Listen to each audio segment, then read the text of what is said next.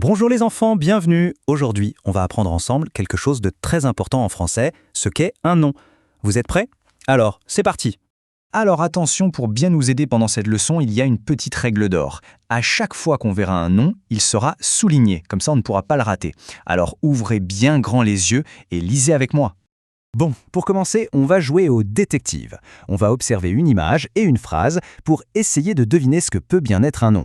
Regardez bien cette image. Lisons la phrase ensemble. Le chasseur porte son fusil. Il est avec son chien. Observez bien les mots qui sont soulignés. Vous voyez, chasseur, fusil et chien. Le premier mot, c'est chasseur. Eh bien, un chasseur, qu'est-ce que c'est? C'est une personne, bien sûr. Ensuite, on a le mot chien. Facile ça, non? Un chien, c'est un animal.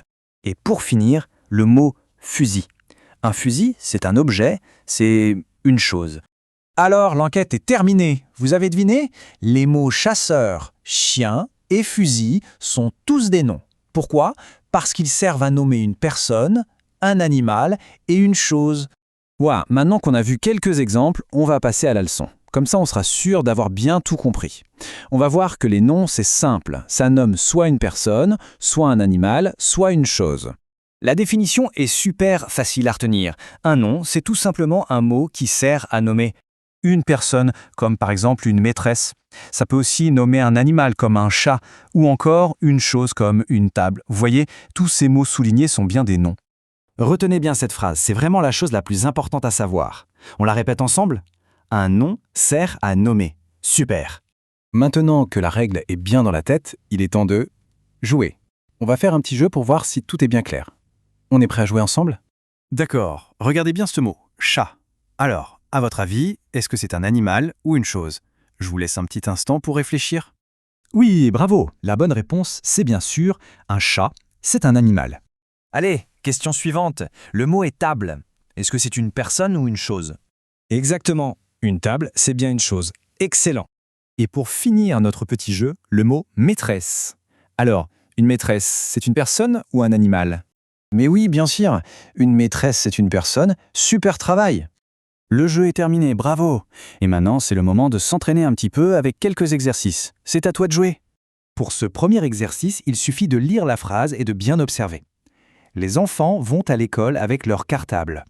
On voit bien ici les noms soulignés. Enfant, c'est pour les personnes, école pour un lieu et cartable pour des choses. On passe à l'exercice 2. Lisons la phrase. Le chasseur voit un lapin dans la forêt. Ici, il faut essayer de dire si chaque nom souligné est une personne, un animal ou une chose. Tu peux mettre sur pause pour prendre le temps de bien réfléchir. Ça y est? Alors, vérifions ensemble. Chasseur, c'est bien une personne. Lapin, c'est un animal. Et la forêt, c'est une chose, oui, car c'est un lieu.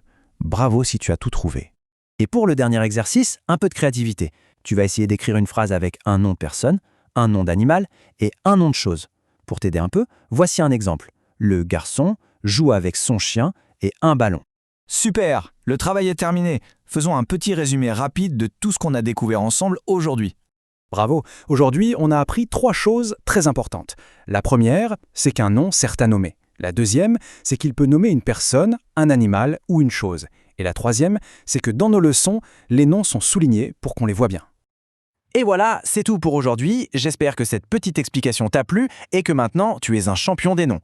À très bientôt pour une nouvelle leçon.